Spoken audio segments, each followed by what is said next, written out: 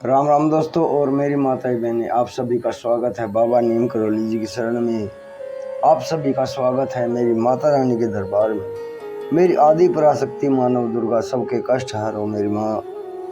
दोस्तों और मेरी माताएं बहनें, आप सभी के लिए अर्जी लगाता हूँ प्रभु की शरण में।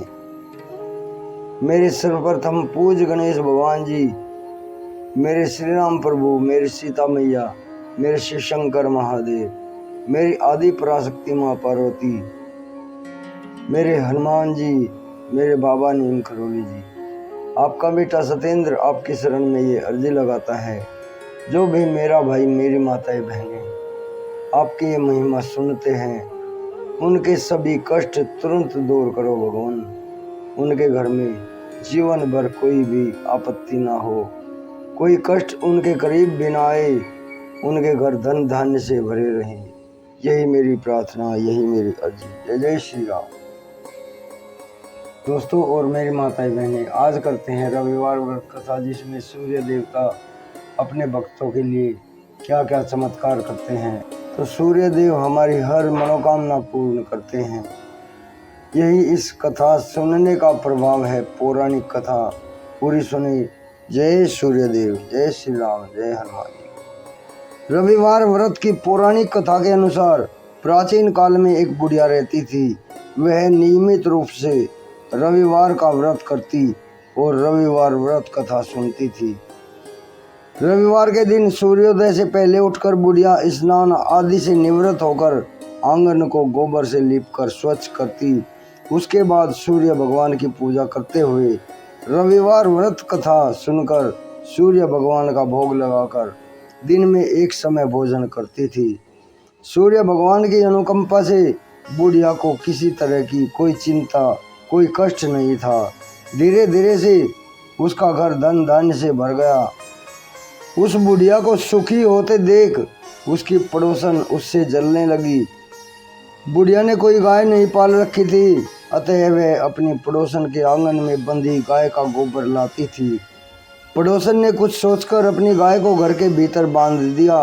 रविवार को गोबर न मिलने से बुढ़िया अपना आंगन नहीं लीप सकी। आंगन न लीप पाने के कारण उस बुढ़िया ने सूर्य भगवान को भोग नहीं लगाया और उस दिन स्वयं भी भोजन नहीं किया। सूर्यास्त होने पर बुढ़िया भूखी प्यासी सो गई। प्रातःकाल सूर्योदय से पहले उस बुढ़िया की आंख खुली तो वह अपने घर के आंगन में सुंदर गाय और बछड़े को देखकर हैरान हो गई। गाय को आंगन में बांधकर उसने जल्दी से उसे चारा लाकर खिलाया। पड़ोसन ने उस बुढ़िया के आंगन में बंधी सुंदर गाय और बछड़े को देखा तो वह उससे और अधिक जलने लगी। तभी गाय ने सोने का गोबर किया। गोबर को देखते ही पड़ोसन की आंखें फटी की फटी रह गई। पड़ोसन ने उस बुढ़िया को आसपास न पाकर तुरंत उस गोबर को उठाया और अपने घर में ले गई तथा अपनी गाय का गोबर वहां रख गई। सोने के गोबर से पड़ोसन कुछ ही दिनों में धनवान हो गई। गाय प्रतिदिन सूर्योदय से पूर्व सोने का गोबर किया करती थी और बुढ़िया के उठने से पहले ही पड़ोसन उस गोबर को उठाकर ले जाती थी।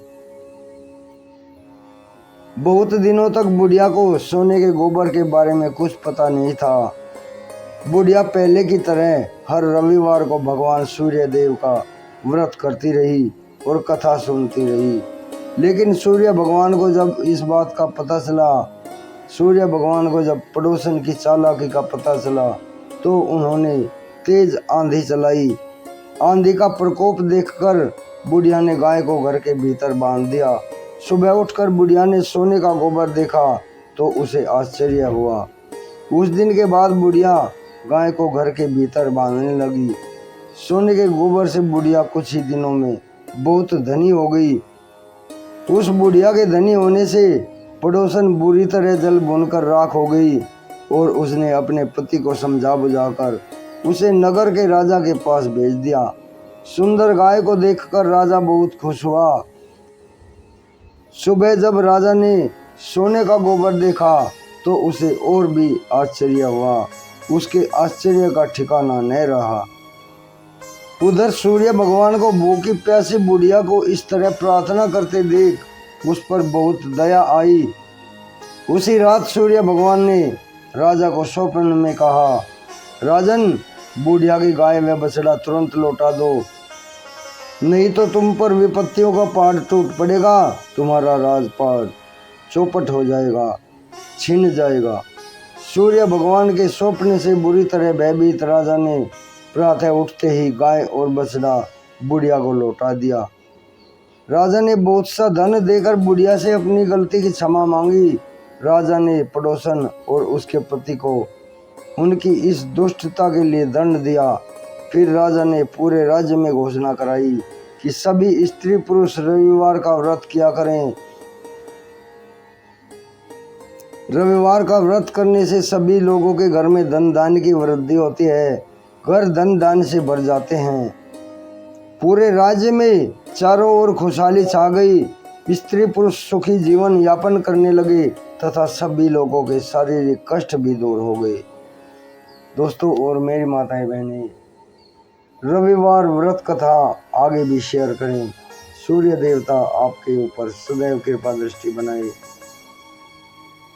आपके शरीर में, आपके घर में किसी तरह का कोई रोग दोष ना हो, आपके घर में धन के भंडार भरे रहें, यही मेरी प्रार्थना। जय जय श्री राम, जय श्री सूर्यदेव, जय बाबा नीम करोली महाराज जी, जय हनुमान जी की।